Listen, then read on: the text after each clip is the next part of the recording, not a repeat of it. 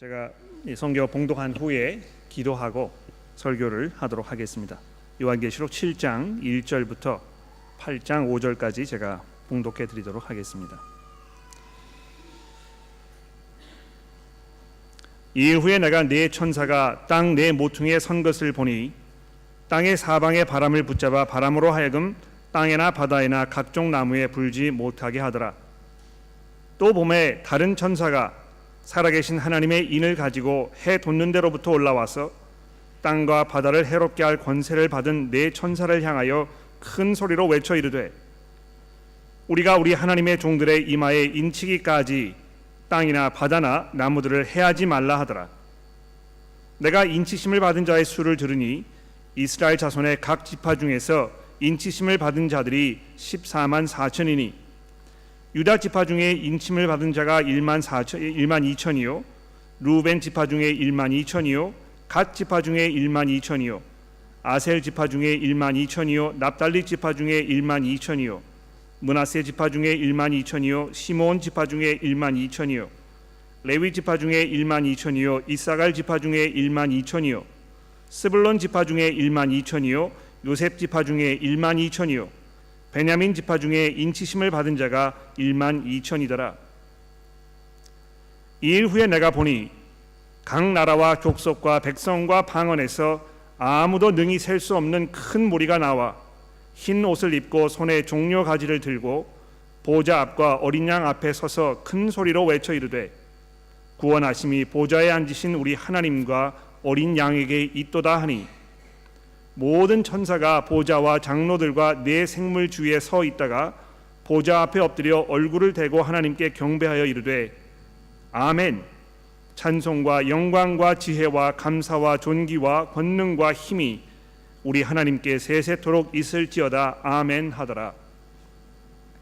장로 중 하나가 응답하여 내게 이르되, 이 흰 옷 입은 자들이 누구며 또 어디에서 왔느냐?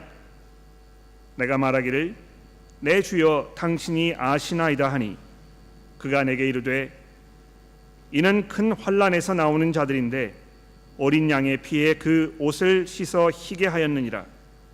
그러므로 그들이 하나님의 보좌 앞에 있고 또 그의 성전에서 밤낮 하나님을 섬김에 보좌에 앉으신 이가 그들 위에 장막을 치시리니, 그들이 다시는 줄이지도 아니하며 목마르지도 아니하고 해나 아무 뜨거운 기운에 상하지도 아니하리니, 이는 보좌 가운데에 계신 어린 양이 그들의 목자가 되사 생명수 샘으로 인도하시고 하나님께서 그들의 눈에서 모든 눈물을 씻어 주실 것임이니라.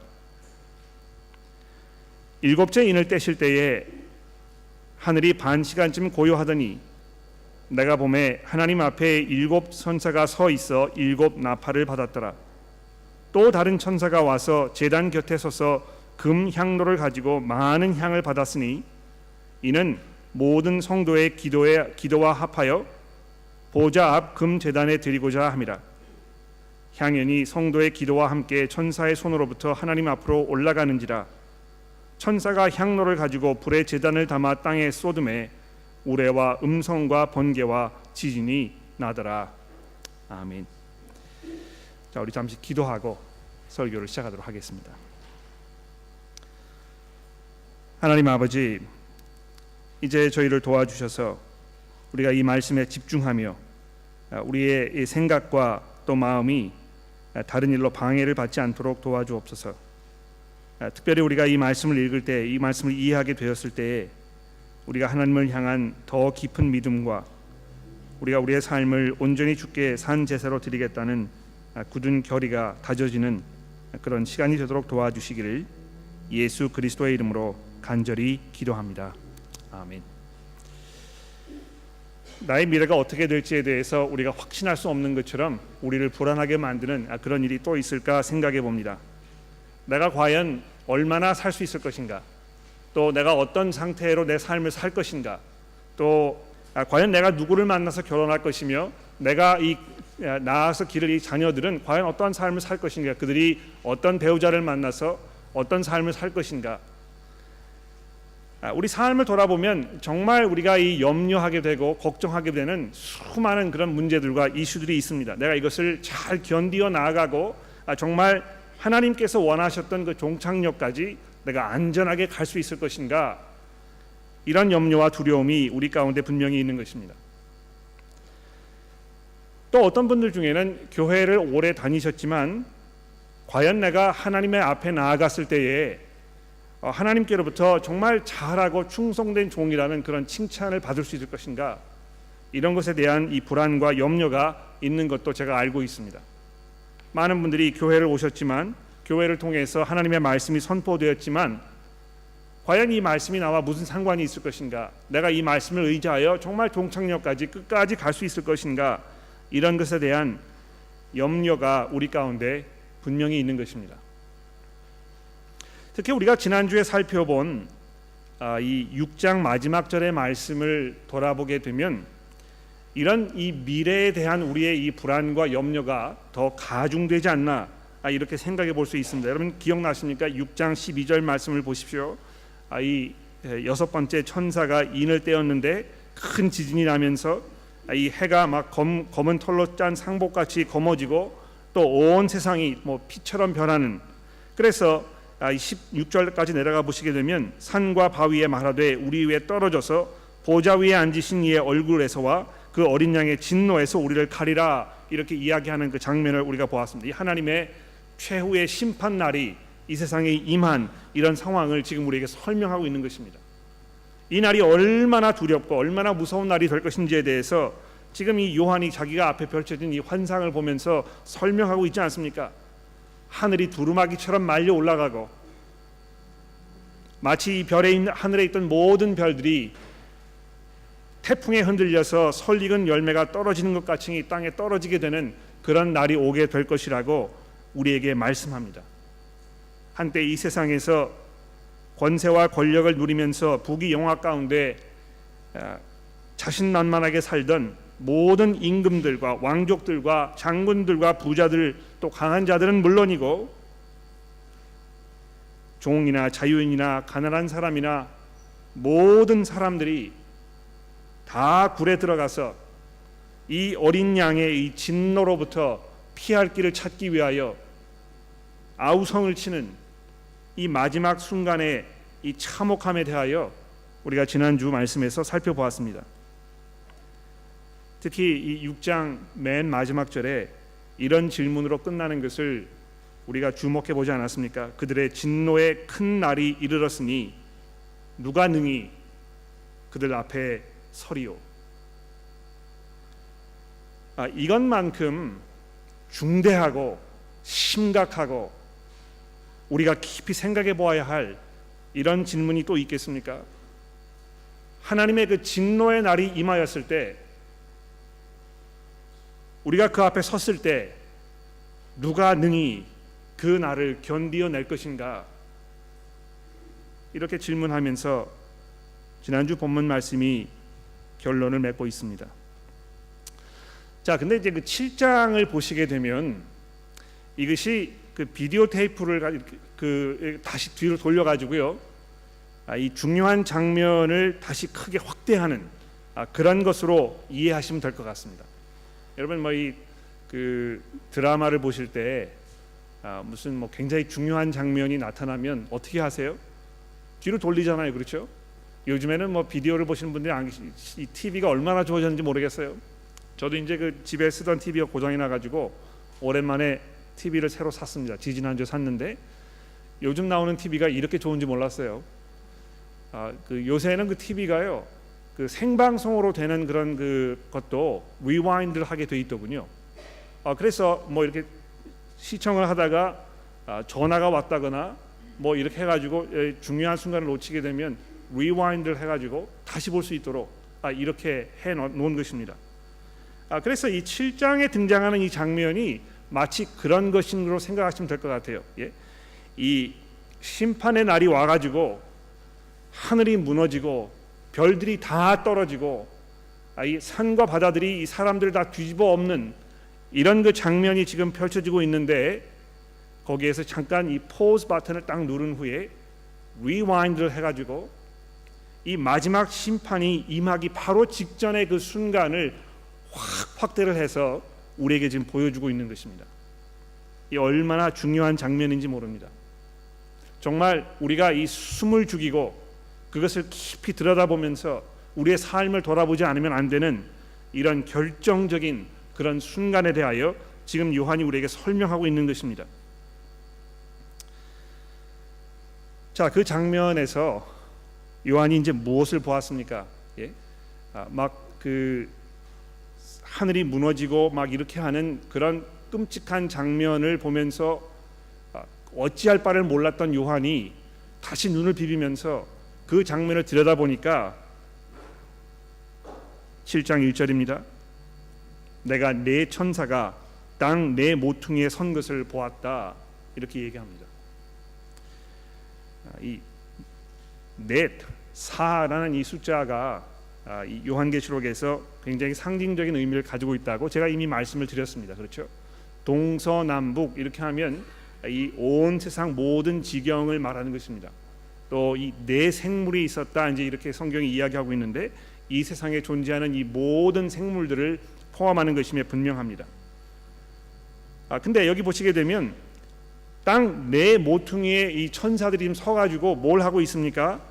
땅의 사방에 바람을 붙잡아 바람으로 하여금 땅에나 바다에나 각종 나무에 불지 못하게 하더라. 또 봄에 다른 천사가 살아계신 하나님의 인을 가지고 해 돋는 데로부터 올라와서 땅과 바다를 해롭게 할 권세를 받은 네 천사를 향하여 큰 소리로 외쳐 이르렀다. 즉 다시 말해서 지금 이 하나님의 진노의 광풍이 이 세상을 다 휩쓸어 버릴 그런 결정적인 찰나에 와 있는데요, 이 천사들이 올라와 가지고 그 하나님의 진노의 광풍을 자기 손으로 지금 막고 있는 것입니다. 왜 막고 있는 것입니까? 이들에게 땅과 바다를 해롭게 할 이 권세가 주어졌는데도 불구하고 하나님께서 이들에게 잠시 동안 그 광풍이 이 세상에 불지 못하도록 막고 계시는 것입니다. 왜 그런가요? 3절 말씀해 보십시오. 땅과 바다를 해롭게 할 큰 권세를 받은 네 천사를 향하여 큰 소리로 외쳐 이르되 우리가 우리 하나님의 종들의 이마에 인치기까지 땅이나 바다나 나무들을 해하지 말라 하더라.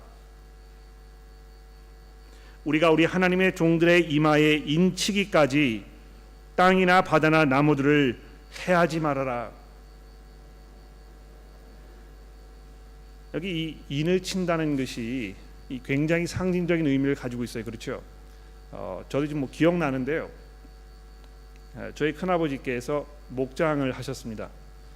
제가 어린 나이에 그 목장에 갔던 기억이 나는데 그 목장에 가면 소 이 엉덩이에다가 인을 치지 않습니까? 예? 그 쇠 달구지를 불에다 달궈 가지고 뜨겁게 해서 이 소가 누구의 소유라는 것을 증거하기 위해서 소에다가 인을 찍는 것입니다. 그래서 이 소가 섞여 있어도 다른 사람들의 소와 섞여 있어도 이 소가 내 것이라는 것을 분명하게 판단할 수 있는 그런 그 증거가 되는 것이죠.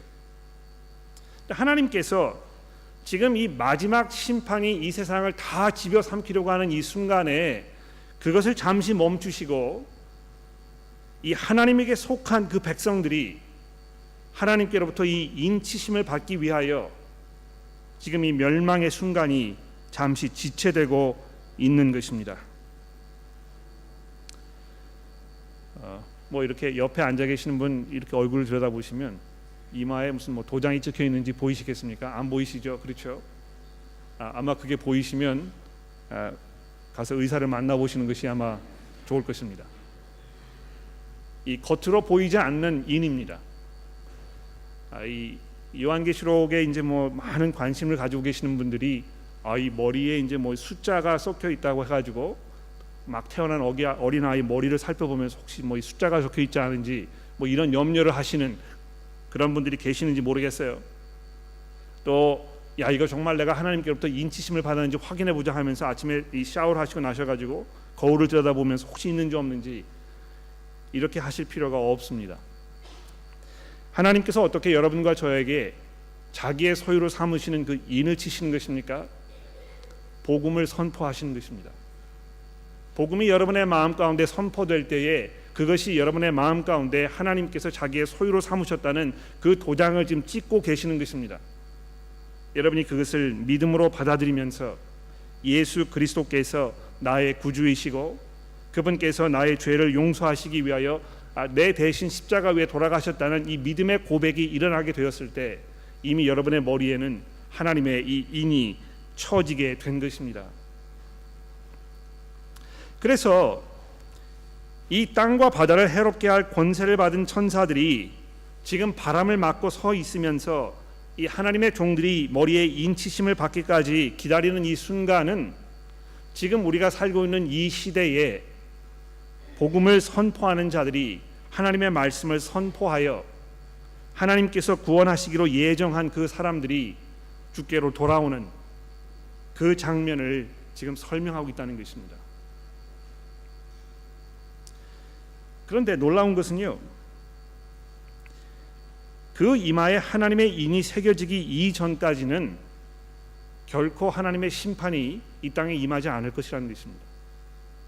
하나님께서 구원하시기로 예정하신, 그래서 그들에게 복음이 선포되었을 때에 그들이 이 회개와 믿음으로 돌아서는 그런 모든 일들이 일어나기 이전까지는 하나님께서 이 세상을 멸망시키지 않으실 것이라는 것입니다. 그러니까 이 성경 우리가 읽어보게 되면 이 성도들이 겪는 어떤 이 갈등 이런 것을 우리가 느낄 수 있는 것입니다. 그렇죠? 우리가 이 세상에 살면서 정말 성도로서 받는 그 미움과 핍박과 이 고통스러운 삶 이런 것을 경험하였을 때 우리가 뭐라고 기도합니까? 주 예수여 어서 오시옵소서. 이 어려운 이 세상, 참 그리스도인으로 인내하기 어려운 이 세상에서 우리가 그렇게 간절히 기도합니다. 저도 그렇게 기도합니다. 정말 예수께서 속히 빨리 오셨으면 좋겠습니다.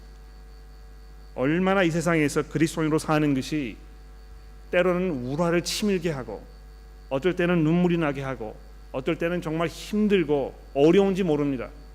감당하기 어려운 그 무거운 짐을 어깨에 지고 지쳐서 허덕이면서 걸어가는 그런 모습으로 살 때가 있다는 것입니다. 그러나 동시에 이 말씀은요, 여러분과 저에게 이 세상을 또 다른 눈으로 바라볼 수 있도록 도와줍니다. 하나님께서 예정하신 그 사람들이 지금 하나님의 이 도장을 받기 이전까지는 이 세상에 종말이 오지 않을 것이라는 이것이 복음 전하는 여러분과 저의 이 삶 속에 얼마나 많은 확신과 용기를 주는지 모르는 것입니다. 하나님께서 도장을 찍어서 자기의 소유로 삼으시기로 작정한 이 사람들은요, 복음을 들었을 때 하나님께 돌아오게 되어 있습니다. 그렇지 않습니까? 여러분, 이 전도하는 일이 소용이 없다고 생각하지 마십시오. 이거 해가지고 무슨 결과가 있을까? 얼마나 많은 시간과 노력을 투자해서 우리가 믿지 않는 사람들을 교회에 초대하고 그들을 접대하기도 하고 그들과 이 끊임없는 대화를 나누면서 내 이 에너지를 거기다 다 쏟아부었지만 어떤 그 결과가 나타나지 않았을 때 이게 무슨 소용이 있을까? 그런 회의가 들 때가 있잖아요. 어저께 센트 토마스 교회에서 그 엔필드 지역에 살고 있는 그 분들을 초대해서 우리가 이 커뮤니티 크리스마스 파티를 했었습니다. 우리 엔필드에 있는 우리 형제 자매들이 굉장히 오랫동안 이거 위해서 기도하고 준비하고 또 광고를 하고 집집마다 찾아다니면서 사람들 초대하고 또 엔필드 이 학교에 있는 학부모들과 만나서 얘기하고 이렇게 하면서 얼마나 많은 수고를 쏟아부었는지 모릅니다. 어제 거기 한 100여 명가량의 주민들이 모였던 것 같아요. 얼마나 감사했는지 모릅니다.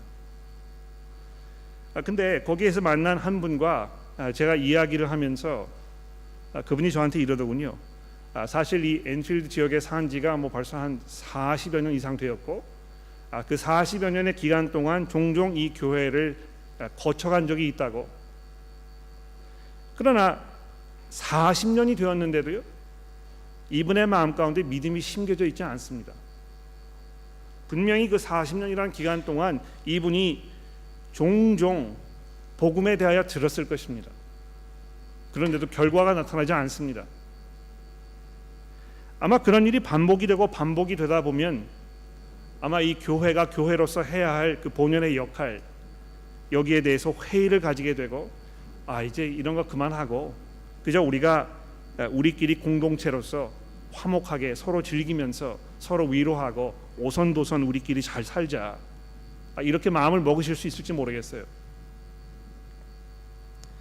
복음을 증거하고 전하는 일은 정말 많은 수고와 헌신과 많은 기도를, 눈물을 필요로 하는 그런 어려운 일입니다. 그러나 오늘 우리가 본문 말씀을 읽었을 때 하나님께서 그 사람들, 자기가 정해놓으신 그 사람들이 하나님께 돌아오기 이전까지 이 세상을 심판하지 않으실 것이라는 이 약속의 말씀을 들어보십시오. 이것이 여러분들의 마음 가운데 여러분의 삶을 주의 복음을 증거하는 일에 쏟아붓기 원하는 그런 마음으로 이렇게 북돋지 않습니까? 더 나아가서 4절 말씀을 보십시오. 내가 인치심을 받은 자의 수를 들으니 이스라엘 자손의 각 지파 중에서 인치심을 받은 자들이 14만 4천이더라. 이 14만 4천이라는 숫자가 굉장히 이 많은 성도들의 마음 가운데 각인이 되어 있는 것 같아요. 이건 이제 뭐 여호와의 증인들 때문에 그런 것인데, 여호와의 증인들이 이제 집에 찾아와 가지고 이 14만 4천 중에 한 사람이냐고 이렇게 항상 물어봅니다. 지금도 그런지 모르겠어요. 옛날에 이제 그런 분들 많이 계셨어요. 이 14만 4천 여기 들어가지 않으면 하나님의 이 그 구원에 참여할 수 없다고. 그래서 제가 여호와의 증인들이 몇 명이냐고 물어봤어요. 여호와의 증인 그것을 믿는 사람들은 다 여기 포함되어 있느냐고 제가 물어봤습니다. 이 세상에 여호와의 증인 그 교회를 다니는 사람들이 14만 4천 명만 될까요? 그렇지 않습니다. 그런데도 그 사람들이 계속해서 이 여호와의 증인 그 신앙을 가지고 있는 이 14만 4천 명만 구원받을 것이라고 이야기하는 것이 도무지 앞뒤가 맞지 않는 엉터리 수작이라는 것입니다. 그런데 이 나머지 부분을 잘 읽어보시면 이것이 굉장히 상징적인 의미를 가지고 있는 것이라는 것을 우리가 금방 알 수 있습니다. 여기 이 5절 말씀부터 끝까지 보시면 구약 시대의 야곱의 12아들 이스라엘의 12지파의 이름이 빠짐없이 거열되면서 각 지파에서 12,000명 이렇게 이 부르심을 받았더라, 이렇게 되어 있지 않습니까? 이 12라는 숫자가 성경에 굉장히 상징적이잖아요. 그렇죠? 12지파가 있었고 신약에서는 12사도들이 있었습니다. 예수께서 12사람 이 12명을 자기 제자로 부르셨을 때 그냥 12명밖에 없었기 때문에 그러신 것이 아니고 아주 의도적으로 그렇게 하신 것입니다. 왜 그렇습니까? 이제 하나님의 이 새로운 왕국, 하나님의 새로운 나라가 시작되었다는 것을 사람들에게 보이시기 위하여 12 이스라엘 지파를 이 평행하게 하는 이 12사도를 부르셨단 말입니다. 그래서 각 지파에서 12,000명의 사람이 다 모여서 14만 4천 명을 이뤘다는 것은 뭘 말하는 것입니까? 하나님께서 예정해 놓으셨던 하나님의 백성들이 한 사람도 빠짐없이 다 여기에 부르심을 받았다는 것입니다. 이 얼마나 이것이 놀랍습니까? 얼마나 이것이 우리에게 큰 확신과 위로를 주는 말씀입니까? 우리가 하나님의 인치심을 받았다면, 즉 복음을 듣고 예수 그리스도를 구주로 고백하여 우리의 삶을 그를 위해 살고 있다면 우리는 낙오되지 않을 것입니다. 하나님께서 우리를 포기하지 않으실 것입니다. 자식을 잃어버려서 어찌할 바를 모르는 부모님들이 애타게 사방을 미친 듯이 돌아다니면서 내 자식이 어디 있는지 찾는 그 광경을 생각해 보십시오. 하나님은 그러지 않으십니다. 누가 자기의 백성인지, 그가 어디에 있는지, 무엇을 하는지 속속히 알고 계실 뿐만 아니고 우리가 이 마지막 심판의 날에 안전하게 하나님의 그 보호 아래로 들어갈 수 있도록 우리를 낱낱이 살피고 계신다는 것입니다. 자, 근데 그것뿐만이 아니고요. 9절 말씀에 보시면 2일 후에 내가 보니, 이 2일 후에 내가 보니 하는 이 표현은 이제 요한계시록에 가장 많이 등장하는 표현인데요. 요한이 자기 앞에 펼쳐지는 이 일이 너무 막 놀랍고 마음을 설레게 하고 이런 일이었기 때문에 한꺼번에 이거를 다 보지 못하고 눈을 다시 비비고 다시 그 장면을 보니까 처음에 보았을 때는 보지 못했던 또 다른 모습이 보였다는 것입니다. 9절에 보십시오. 2일 후에 내가 보니 각 나라와 족속과 백성과 방언에서 아무도 능히 셀 수 없는 큰 무리가 와서 흰 옷을 입고 손에 종려나무 가지를 들고 보좌 앞과 어린 양 앞에 서 있더라.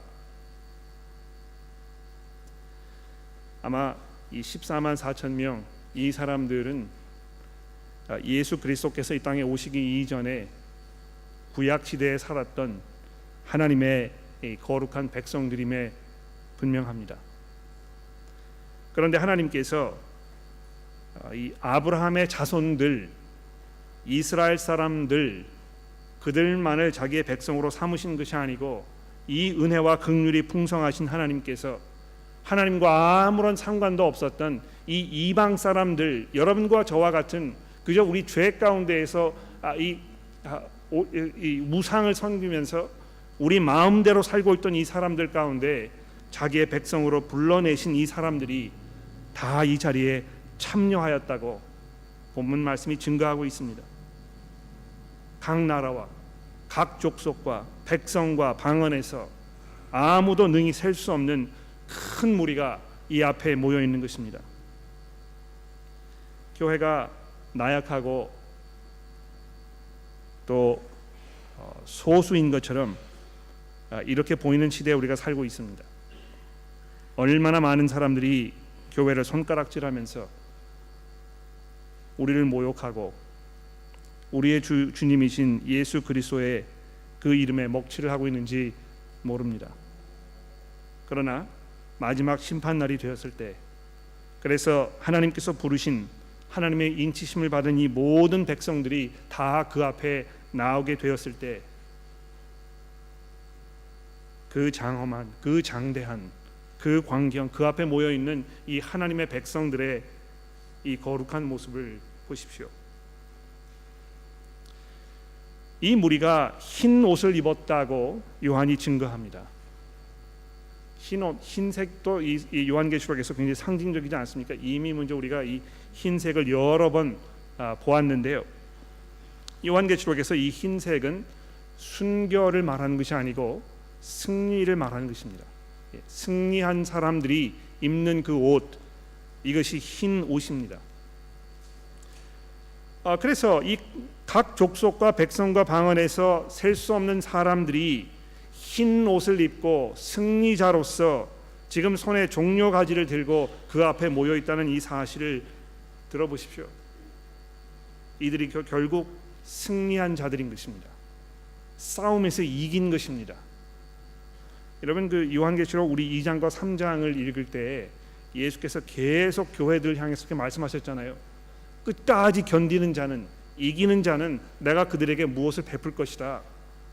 우리가 과연 어떻게 그 자리에 참여할 수 있을 것인가, 이런 질문을 요한계시록을 통해서 계속 우리가 물어보게 되었는데요. 여기 그 답이 있습니다. 하나님께서 불러내신, 하나님께서 그 머리에 인을 치신, 하나님의 주권적인 이 선택하심으로 부르심을 받은 그의 백성들이 한 사람도 낙오되지 아니하고 하나님의 보좌 앞에 마지막 날 모여서 그분의 이름을 찬송하게 될 것이라고 이야기하고 있습니다. 자, 그런데 여기 13절 말씀해 보십시오. 이들이 비록 흰 옷을 입고 손에 종려 가지를 들고 승리자로서 하나님의 보좌 앞에 모여 있습니다만 13절의 장로 중 하나가 응답하여 나에게 이르되 이 흰 옷을 입은 자들이 누구며 또 어디에서 왔느냐? 내가 말하되 주여 당신이 아시나이다. 잘 모른다는 얘기죠, 그렇죠? 이렇게 세워주기 그룹을 가셔가지고 리더분이 이제 여러분에게 질문을 이렇게 하시면 잘 모르시잖아요. 그럼 이렇게 대답하시면 됩니다. 그 리더가 아시지 않습니까? 그렇죠? 그런데 이 그가 내게 이르되 이는 큰 환난에서 나오는 자들이다.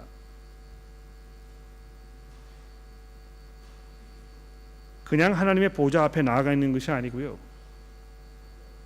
큰 환난을 겪지 아니하면 이 큰 환난이 필수적인 이 하나님의 보좌 앞에 흰옷을 입고 손에 종려 가지를 들고 서야 하는 이 필수 과정이라는 것입니다. 제가 설명드렸잖아요. 그리스도인으로 이 땅에 사는 것은 정말 어려운 일입니다. 여러분, 그리스도인으로 사시는 것이 쉽습니까? 뭐 행복하시고 정말 뭐 이 복이 넘쳐나고 뭐 이 항상 승리하시는 그런 삶을 살고 있습니까? 아마 그러시면 둘 중에 하나일 겁니다. 아직 여러분께서 오래 살지 않으셨거나 아니면 지금까지 살아오신 여러분의 삶이 진정한 그리스도인의 삶이 아닐 것이 분명합니다. 우리가 그리스도인으로서 이 땅에 사는 동안에 이 환난을 면할 길이 없습니다. 이 온갖 환난이 우리 앞에 있는 것입니다. 이것은 그저 질병과 눈물과 고통과 슬픔과 이런 모든 것들을 포함할 뿐만이 아니고 우리가 그리스도인으로서 이 땅에서 겪어야 할 소외당함, 비난을 받음, 멸시를 당함, 이런 모든 것들을 포함하는 것입니다. 그런데 그것이 여러분과 저로 하여금 이 승리자로 연단시킨다는 것입니다. 바로 이것이 하나님의 은혜요, 하나님께서 우리 성도들의 삶에 일하시는 그 방법입니다. 우리가 이 연단을 받을 때 고통스럽고 어렵고 또 빨리 이것이 지나갔으면 좋겠고 그래서 하나님께 기도로 우리가 눈물을 흘리며 기도하지만 그러한 가운데 우리의 삶 속에는 하나님을 향한 더 깊은 믿음과 내가 이 성도로서 끝까지 인내해야 되겠다는 굳은 결의가 우리 가운데 다져집니다. 바로 그것이 우리를 정금같이 순결한 믿음을 가지고 그리스도의 보좌 앞에 나아가도록 우리에게 베푸시는 하나님의 은혜라는 것입니다. 비록 우리가 이 땅에 사는 동안에 큰 환난이 있을 것임에 분명합니다만 이제 이 7장 맨 마지막 절에 등장하는 이 하나님의 약속을 들어보십시오. 이는 큰 환난에서 나오는 자들인데 14절입니다. 어린 양의 피에 그의 옷을 씻어 깨끗하게 하였느니라. 그러므로 그들이 하나님의 보좌 앞에 있고 또 그의 성전에서 밤낮 하나님을 섬김에 보좌에 앉으신 이가 그 위에 장막을 치시리니 그들이 다시는 줄이지도 아니하며 목마르지도 아니하며 해나 아무 뜨거운 기운에 상하지도 아니하리니 이는 보좌 가운데 계신 어린 양이 그들의 목자가 되사 생명수 샘으로 인도하시고 하나님께서 그들의 눈에서 모든 눈물을 씻어 주실 것임이니라. 이것이 성도를 향한 하나님의 약속입니다. 이것이 여러분과 제가 이 땅에서 인내할 수 있는 그 이유가 되는 것입니다. 우리가 이 땅에서 성도의 삶을 살면서 우리의 믿음의 정절을 지켜 나아갔을 때 우리가 상상하지 못했던, 우리가 설명하기 어려운 이런 하나님의 은혜 가운데 우리가 들어가게 될 것입니다. 근데 중요한 것은요, 이러한 상태가 이 땅에 사는 동안에는 우리에게 주어지지 않을 것이라는 것입니다. 우리가 아무리 하나님의 나라를 소망하고 열망하여도 우리가 이 땅에 사는 동안에는 우리의 눈에서 눈물이 그치지 않을 것이며 우리의 목마름이 그치지 아니할 것이며 정말 가진 어려움과 고난을 피할 길이 없을 것입니다. 그러나 그날이 되게 되면 하나님의 이 진노의 날이 이 세상에 임하여 하나님을 적으로 삼고 살던 모든 사람들이 그 진노에서 피하려고 아우성을 치는 그 순간에 하나님께서 우리를 부르셔서 자기 앞에 불러 모으시고 그들 위에 장막을 치시고 일일이 우리를 찾아오셔서 우리의 눈에서 모든 눈물을 씻어 주실 것이라고 약속하고 있습니다. 그런데 역시 마찬가지로 우리가 이 2장과 3장과 4장과 5장 지난주 6장에서 보았듯이 여기 지금 어떤 분에게 이 모든 시선이 지금 집중되고 있습니까? 보호자 가운데 계시는 어린 양 그분에게 집중되어 있습니다. 그렇죠? 바로 그분께서 하나님께서 우리에게 이 은혜를 베푸시기 위하여 어떻게 하시겠다고요? 그 어린 양의 피로 우리를 씻게 하셨고요. 바로 이 어린 양 이분께서 우리의 목자가 되셔서 하나님의 은혜를 우리에게 베푸시는 생명수의 샘으로 인도하시는 이런 목자가 되실 것이라고 말씀하고 있습니다. 우리 모임 시작하게 될 때 항상 이 성경 구절을 비추는 비디오를 틀어드리는데 오늘 골로새서 1장에 있는 말씀을 우리가 들었습니다. 여러분 그 말씀 이렇게 기억나시는지 모르겠는데요. 예수 그리스도에 대하여 쭉 설명하면서 맨 마지막 절에 그리스도께서 우리 영광의 소망이라고 바울 사도가 이렇게 고백하고 있습니다. 바로 그분께서 우리 영광의 소망이신 것입니다. 우리가 그분께 의지하고 그분의 복음을 듣고 그분에게 우리의 삶을 헌신하고 그분의 이 복음을 증거하기 위하여 우리의 삶을 이 수고와 헌신과 겸손으로 살아갔을 때 그분께서 우리를 안전하게 하나님의 보좌 앞으로 인도하시게 될 것입니다. 자, 이렇게 해서 이제 이 두 번째 일곱 그 사이클이 끝났습니다. 우리가 이제 이 일곱 교회의 이야기를 들었고 이번에 이제 일곱 인 이것을 우리가 살펴보았는데요. 다음 주부터 우리가 일곱 나팔 또 한 번의 사이클을 우리가 보게 될 것입니다. 자, 근데 이 새로운 사이클이 시작되면서 오늘 8장 1절에서 5절 말씀을 잘 보십시오. 일곱째 인을 떼실 때 하늘에 반 시간쯤 고요하더니 내가 보매 하나님 앞에 일곱 천사가 서 있어 일곱 나팔을 받았더라. 또 다른 천사가 와서 제단 곁에 서서 금향로를 가지고 많은 향을 받았으니 이는 모든 성도의 기도와 합하여 보좌 앞 금제단에 드리고자 함이라. 향연이 성도의 기도와 함께 천사의 손으로부터 하나님 앞으로 올라갔더라.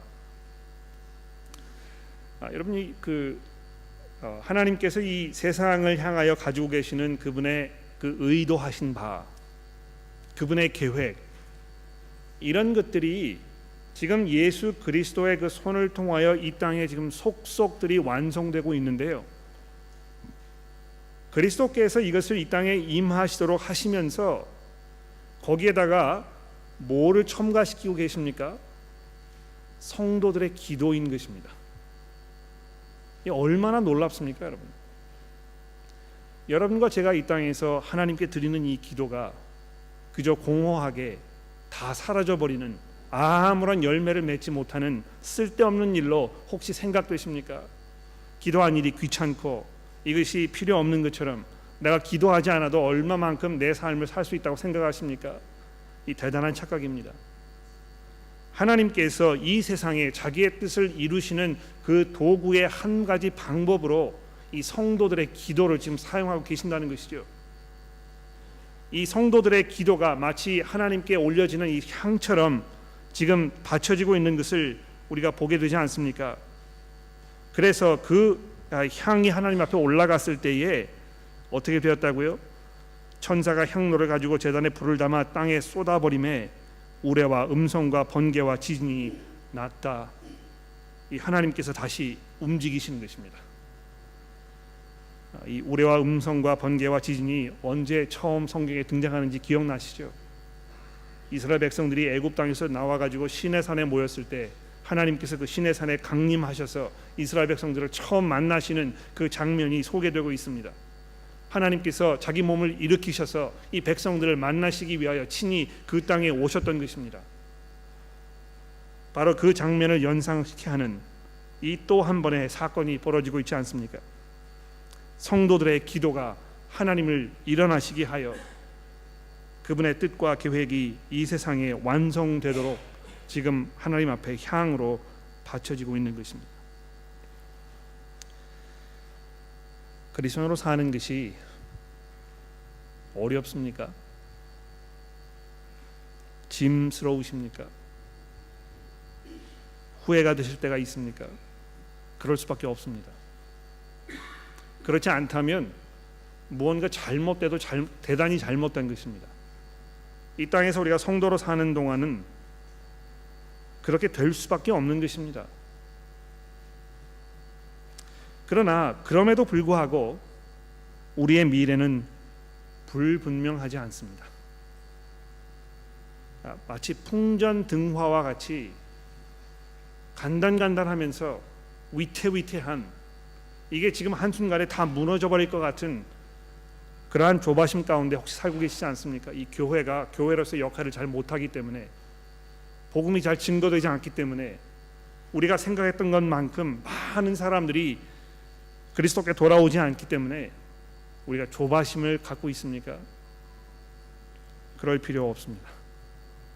이 온 세상을 창조하신 하나님께서 죽음에서 부활하신 그의 아들의 능력을 통하여 이 세상을 호령하시면서 그분의 계획과 목적을 한치의 오차도 없이 이 땅에 이루어가고 계신다는 것입니다. 그분의 그 뜻이 완성되었을 때에 여러분과 제가 이 천군과 천사들의 구약시대와 신약시대를 살았던 모든 하나님의 백성들과 함께 그 보좌 앞에 모여들어 우리를 위하여 죽으셨으나 부활하셔서 이제 이 온 세상의 주인으로 계시는 예수 그리스도 그분과 그의 아버지 되시는 우리 하나님을 찬송하는 그 날이 분명히 오게 될 것입니다. 기도하겠습니다.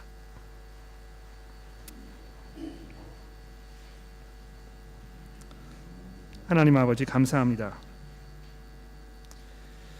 하나님, 저희가 우왕좌왕하지 않도록 저희를 붙잡아 주옵소서.